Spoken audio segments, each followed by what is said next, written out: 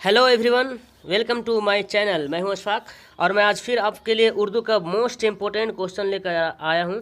इसमें आपका तो सब्जेक्टिव क्वेश्चन मिलेगा। ओके, ऑब्जेक्टिव क्वेश्चन का वीडियो मैंने बहुत सारा बना कर रखा हूं, तो मैं सोच रहा हूं कि अब आपको लेसन बाय लेसन सब्जेक्टिव का वीडियो जो है क्वेश्चन को कवर करूं, ताकि आपको सब्जेक्टिव क्वेश्चन में थोड़ा सा हैबिट हो। और सब्जेक्टिव क्वेश्चन अगर आपको हैबिट बन जाएगा तो ऑब्जेक्टिव क्वेश्चन की सोचने की जरूरत नहीं पड़ेगा, क्योंकि ऑब्जेक्टिव क्वेश्चन कहाँ से निकलता है? सब्जेक्टिव से ही निकलता है। और मैं तो ज़्यादा ये कोशिश कर रहा हूँ कि आपको ज़्यादा ज़्यादा ऑब्जेक्टिव याद हो, तो मैंने 10-12 वीडियो आई थिंक ऑब्जेक्टिव का वीडियो बना दिया हूँ। आप मेरे इसमें प्लेलिस्ट में जाकर आप चेक कर सकते हैं, देख सकते हैं। तो देखिए, ये जो है, ये जो वीडियो है बहुत इंपॉर्टेंट लेसन, जिसको आप जानते हैं ग्लोबल वार्मिंग कहा जाता है। ओके, उसी लेसन का ये वीडियो बना हुआ है। उसी से लगभग 4-5 क्वेश्चन है, जो लगभग 2 नंबर या तो फिर 5 नंबर में सवाल आते हैं। ओके, उसी रिगार्डिंग मैंने इस वीडियो को बनाया हूँ। तो आइए बिना देर के हुए स्टार्ट करता हूँ। इससे पहले कि मैं आपको बता दूं कि अगर आप मेरे चैनल पर नए हैं तो सब्सक्राइब करें, अपने दोस्तों को शेयर करें और लाइक करें, क्योंकि इस चैनल पे आपके 10 क्लास के सिलेबस के अकॉर्डिंग ही क्वेश्चन वीडियो बनाया जा रहा है। आप जो क्वेश्चन आस्क कर रहे हैं, जो क्वेश्चन पूछ रहे हैं, उसके अनुसार भी वीडियो बनाया जा रहा है। अगर आपको लगता है कि ये क्वेश्चन मुझे डालना है, ये क्वेश्चन बनाना है, तो आप अपने हिसाब से अगर क्वेश्चन मुझे बताना चाहते हैं कि सर इस क्वेश्चन पर वीडियो बनाइए, तो आप मुझे इसी चैनल के नाम पे ए ऑनलाइन सॉल्यूशन के नाम पर ही टेलीग्राम में, ओके, टेलीग्राम में सर्च करें। और वो ग्रुप बना हुआ है, आप ही लोग के लिए मैंने ग्रुप बनाया हूँ। तो उस ग्रुप में जाके मुझे बताएं कि ये क्वेश्चन चाहिए, या कमेंट भी बता सकते हैं। तो उसमें क्या होगा कि आपको मैं इसका जो पीडीएफ जो है मैं टेलीग्राम में डाल दूंगा, आप पीडीएफ भी डाउनलोड कर सकते हैं। तो क्वेश्चन अगर पूछना हो तो किसी तरह से पूछ सकें, मुझसे पर्सनली बात करना हो तो टेलीग्राम पे ग्रुप में जुड़ जाएं और मुझसे बात करें। ओके, तो देखिए मेरा पहला क्वेश्चन क्या बोलता है। ग्रीन हाउस गैसों में कौन कौन सी गैसें हैं?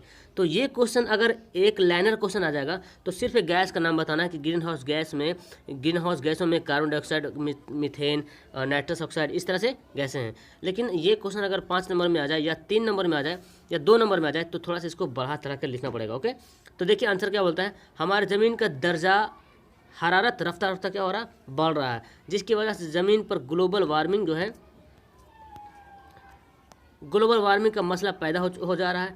ग्लोबल वार्मिंग की वजह ग्रीन हाउस गैस में बढ़ती हुई है। ओके, गैसी के मुकदार है, यानी कि ग्लोबल वार्मिंग जो हो रहा है ग्रीन हाउस गैस बढ़ने के कारण हो रहा है, जिसे साइंसदान की ज़बान में ग्रीन हाउस गैसों के असरात कहते हैं।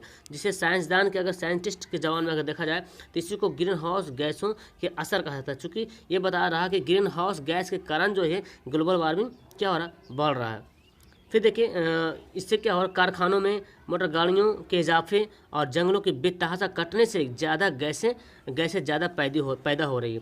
तो कारखाना ज़्यादा बन गया है, मोटर गाड़ियाँ वगैरह हो गया, जंगल कट रहा, तो ये इससे क्या हो रहा है, हमारा जो कार्बन डाइऑक्साइड जो है ये ज़्यादा बढ़ जा रहा है, ज़्यादा हो रहा। और पेड़ पौधे अंधाधुंध काट रहे हैं, तो इससे क्या हो रहा है, कार्बन डाइऑक्साइड जो पेड़ पौधे को कार्बन डाइऑक्साइड चाहिए वो ले नहीं पा रहे हैं। ओके, ऑक्सीजन दे नहीं पा रहे, कार्बन डाइऑक्साइड ले नहीं पा रहे, इससे क्या हो रहा, ग्रीन हाउस गैस पैदावार ज़्यादा हो रहा। मिसाल के तौर पर ये देखिए दिखा रहा, कार्बन डाइऑक्साइड ये गैस है, मीथेन गैस है, ओके, और नाइट्रस ऑक्साइड और ओजोन, ये 4 गैस हैं। तो इसका आंसर आप इस तरह से देंगे अगर लॉन्ग सवाल में आएगा तो। अगर आपसे क्वेश्चन सिर्फ पूछा जाए कि ग्रीन हाउस गैसों में कौन कौन सी गैस है, तो सिर्फ आप इतना लिख सकते हैं, carbon dioxide, methane, nitrous oxide और ओजोन। ओके, तो ये क्वेश्चन आपके लिए काफ़ी इंपॉर्टेंट है। ओके, नेक्स्ट क्वेश्चन देखें। ये देखिए, ग्लोबल वार्मिंग क्या है? तो ये लॉन्ग क्वेश्चन में आ गया। एक शॉर्ट क्वेश्चन में भी मैंने, यानी कि ऑब्जेक्टिव क्वेश्चन में मैंने बताया था ग्लोबल वार्मिंग एक कैसा मसला है। तो आप बता सकते हैं क्या कमेंट में, ग्लोबल वार्मिंग कैसा मसला है? सिर्फ एक वर्ड में, एक लफ्ज़ में आंसर देना है। ओके, इसका ऑप्शन आप मेरे वीडियो में बहुत सारा बना चुका हूँ, और अगर आप पढ़े होंगे तो आपको पता होगा। तो मैं देखिए लॉन्ग के बारे में बता रहा हूँ। ग्लोबल वार्मिंग कैसा मसला है? गुज़श्ता 30-40 सालों से हमारे ज़मीन का दर्जा जो हरारत रफ्ता रफ्ता बढ़ रहा है। ज़मीन के दर्जा हरारत में जो औसत इजाफा हुआ है, जो परसेंट बढ़ा है, उसे माहौलियात के माहिरीन ने तमाज़त अर्ज़ी में तदरीजी इजाफा यानी ग्लोबल वार्मिंग का नाम दिया है। यानी कि कहने का मतलब ये है कि गुज़श्ता 30-40 बरस में ज़मीन का दर्जा हरारत रफ्ता रफ्ता बढ़ रहा है, और इसमें क्या हो रहा है, ज़मीन के दर्जा हरारत में जो औसत इजाफा हुआ, जो वृद्धि हुई बढ़ोतरी में हरारत में, उसी के आजकल के जो साइंटिस्ट ने इसको ग्लोबल वार्मिंग का नाम दे दिया गया है। ओके, आज ग्लोबल वार्मिंग आलमी सतह पर एक ऐसा संगीन मसला है जिससे दुनिया के तमाम ममालिक परेशान, यानी कि ग्लोबल वार्मिंग एक ऐसा संगीन मसला बन गया है जिससे दुनिया के तमाम मुल्क के तमाम देश जो है इससे परेशान हैं। तो ये आपका क्वेश्चन का आंसर रहा। ओके, तो मैं आपको नेक्स्ट क्वेश्चन की तरफ ले चलता हूँ। आप चाहें तो उस वहाँ पे वीडियो को पॉज कर कर आप स्क्रीनशॉट ले लें और अपना कॉपी में लिख लें तो ज़्यादा बेटर होगा, और नहीं तो फिर आप रिवीजन भी कर सकते हैं। और मैं आपको अंडरस्टैंड करा रहा हूँ ताकि आप अपनी ज़ुबान से इसको लिख पाएँ, क्वेश्चन को पढ़ के अपने ज़ुबान से लिख पाएँ ताकि ज़्यादा बेटर होगा। देखिए नेक्स्ट क्वेश्चन, ग्लोबल वार्मिंग कैसा मसला है। देखिए यही क्वेश्चन था। ओके, ये क्वेश्चन अगर ऑब्जेक्टिव में आ जाए तो कैसे बनाएंगे आप, सिर्फ मसला का नाम बताना कैसा मसला है। तो मैं इसको लॉन्ग में बताता हूँ। देखिए कैसा है। पूरी दुनिया में गुज़श्ता 10 सालों से ग्लोबल वार्मिंग का तज़किरा बहुत हो रहा है।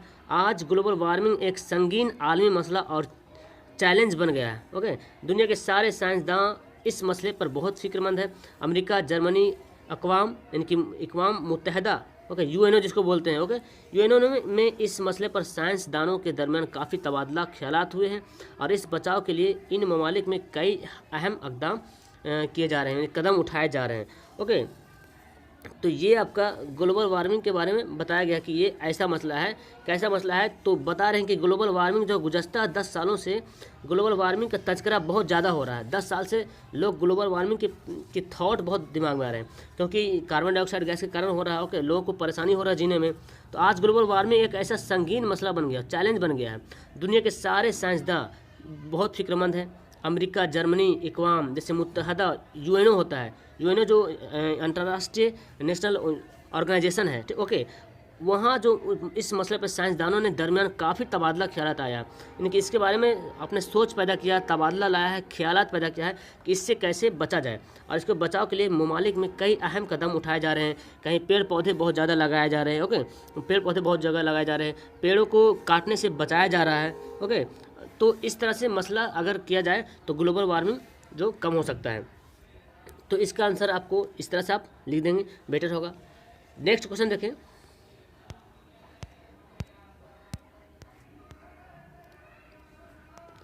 ग्लोबल वार्मिंग से बचने के लिए तलबा को अब्दुल कलाम साहब ने कौन से जादुई मंत्र बताइए। ओके, अब्दुल कलाम आज़ाद के बारे में आप जानते होंगे। अब्दुल कलाम आज़ाद को भारत का मिसाइल मैन कहा जाता है। ओके, भारत का मिसाइल मैन। और अब्दुल कलाम आज़ाद के बारे में बता रहा है कि उन्होंने तलबा को कौन सा जादुई मंत्र बताया कि ग्लोबल वार्मिंग से किस तरह बचा जाए। तो यहाँ पे देखें, नागालैंड के दीमापुर में मुनक़दा बाल विज्ञान कांग्रेस यानी कि चाइल्ड साइंस कांग्रेस में आलमगीर शोहरत याफ्ता साइंसदान और साबिक जमहूरिया हिंद APJ अब्दुल कलाम आज़ाद ने मेहमान खुसूसी की हैसियत से तकरीर करते हुए तलबा को ग्लोबल वार्मिंग से बचने के लिए ये जादुई मंत्र बताया था कि 10 साल से 17 साल की उम्र वाले 20 लाख बच्चे 5-5 दरख्त लगाएं तो हम ग्लोबल वार्मिंग जैसे संगीन मसला से महफूज रह सकेंगे। तो बहुत ही अच्छा मसला बताए हैं। तो ये कोई ज़्यादा हार्ड क्वेश्चन नहीं है। अगर 1 नंबर में क्वेश्चन आ जाए तो आप चाहे तो 1 लाइन में आंसर दे सकते हैं। ओके, कि ग्लोबल वार्मिंग से बचने के लिए अब्दुल कलाम आज़ाद ने क्या बताया छात्रों को, तलबा को। तो आप बोल सकते हैं कि उन्होंने बताया कि 10 से 17 साल के उम्र वाले बच्चे अगर 20 लाख बच्चे अगर हैं, अब 5-5 पेड़ अगर लगा दें तो ग्लोबल वार्मिंग का मसला जो है ख़त्म हो जाएगा, महफूज रह सकेगा। तो इसको थोड़ा सा बढ़ा चढ़ा कर लिखना है, चूँकि क्वेश्चन हमारा लॉन्ग है तो आंसर भी लॉन्ग होना चाहिए। ओके, लॉन्ग है, आपको जब नंबरिंग जब लॉन्ग 3 नंबर आ जाएगा, 5 नंबर आ जाएगा तो थोड़ा सा इसको बढ़ा के लिखेंगे ताकि आपको नंबर भी देने में सबको मजा आएगा। तो आपको पूरा बताना है कि नागालैंड में एक दीमापुर गांव है, वहाँ एक कांग्रेस हुआ, सम्मेलन हुआ था, चाइल्ड साइंस कांग्रेस।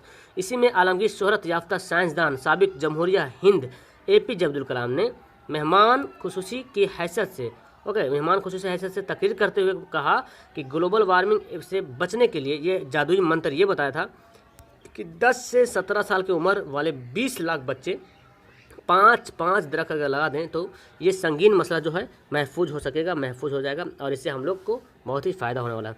तो कोई हार्ड सवाल नहीं है, कोई बस आप इसको समझ के अपने मन से अगर आप 2-3 बार पढ़ लें तो आई थिंक आपका ये मसला हल हो जाएगा। और हम लोग को भी कोशिश करना चाहिए कि इसी अब्दुल कलाम आज़ाद ने जो बताया है इस पर फॉलो करने के लिए हम लोग को भी बहुत ज़रूरी है, क्योंकि ये सभी के लिए मसला है।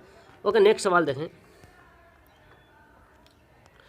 नेक्स्ट क्वेश्चन देखें, ज़मीन के दर्जा हरारत में कार्बन डाइऑक्साइड और मीथेन गैसों का कितना इजाफा हुआ है। ये क्वेश्चन आपको ऑब्जेक्टिव क्वेश्चन में मिलता है कि कार्बन डाइऑक्साइड गैस कितना % बढ़ा है। तो इसका ऑप्शन आप देखिए यहाँ पे 31% बढ़ा है। ओके, और मीथेन गैस इतना ज़्यादा पैदा हो गया है।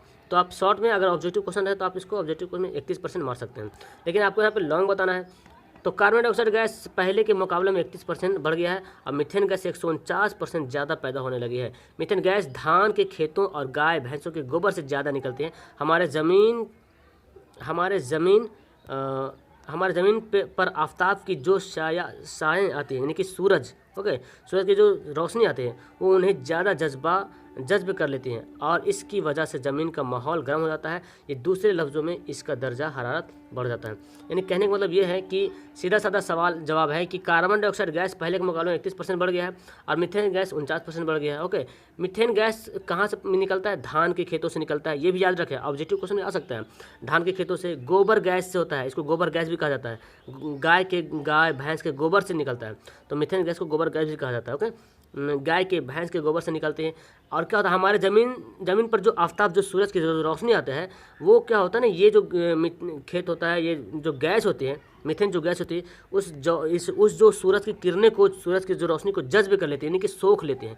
सोखने के कारण क्या होता है, ज़मीन पर जो माहौल क्या होता है, वायुमंडल क्या होता है, गर्म हो जाता है। गर्म हो जाता है, इसके मतलब हम कह सकते हैं कि इसका दर्जा हरारत का होता है, बढ़ जाता है। यानी कि फिर पहले के मुकाबले में कार्बन डाइऑक्साइड गैस और मीथेन जो है काफ़ी बढ़ गया है। तो ये क्वेश्चन आपके लिए काफ़ी इम्पोर्टेंट है। और ये कार्बन डाइऑक्साइड यानी कि ग्लोबल वार्मिंग का जो मेन मुख्य गैस है, कार्बन डाइऑक्साइड गैस है। अगर आपसे पूछ लिया जाए कि ग्लोबल वार्मिंग का इम्पोर्टेंट सबसे महत्वपूर्ण गैस कौन सा है, सबसे इस कारण वाला गैस कौन सा है, तो आप बता सकते हैं CO2 यानी कि कार्बन डाइऑक्साइड। तो उम्मीद करता हूँ कि ये वीडियो आपको पसंद आई होगी। अगर आपको अच्छा लगा होगा तो इसको लाइक करें, दोस्तों के पास शेयर करें और उनको बताएं कि इस चैनल पे अच्छी से अच्छी पढ़ाई हो रही है। आपको ऑब्जेक्टिव क्वेश्चन में मुझे पूरा सपोर्ट है, पूरा प्रेशर दे रहा हूँ कि ऑब्जेक्टिव क्वेश्चन में कमांड बनाएं, लेकिन कुछ कहीं सब्जेक्टिव भी तो स्ट्रॉन्ग बनाना पड़ता है। कमज़ोर स्टूडेंट तो ऑब्जेक्टिव पढ़ लेंगे, लेकिन जो थोड़ा सा पढ़ने में बेटर है, उनको सिर्फ ऑब्जेक्टिव पे ही डिपेंड नहीं रहना है। क्योंकि ये जो स्कीम लाया गया है, मैं आपको बता दूँ, ये जो 50 नंबर का ऑब्जेक्टिव क्वेश्चन लाया गया है, ये पुअर स्टूडेंट, जो स्टूडेंट सेकंड आ जाते हैं, फेल हो जाते हैं, उनके लिए है। तो इससे हमको फ़ायदा किसको होगा? उनको तो फ़ायदा होगा, लेकिन उससे दुगना, यानी कि जितना ज़्यादा फ़ायदा बोल सकते हैं, दुगना तिगुना चौगुना फ़ायदा बोल सकते हैं, जो पढ़ने में बेटर है। तो ऑब्जेक्टिव का तो फ़ायदा होगा, लेकिन सब्जेक्टिव अगर आपको बेटर हो जाता है तो फिर ऑब्जेक्टिव अपने आप सही हो जाएगा और दोनों को फ़ायदा होने वाला है। और इससे क्या होगा, आपका मैट्रिक का मार्क्स में बहुत ही उछाल आएगा, नंबर बहुत ही काफ़ी आएगा। तो उम्मीद करता हूँ ये आपको बहुत पसंद आया होगा। तब तक मुझे इजाज़त दीजिए। That's all, thank you everyone.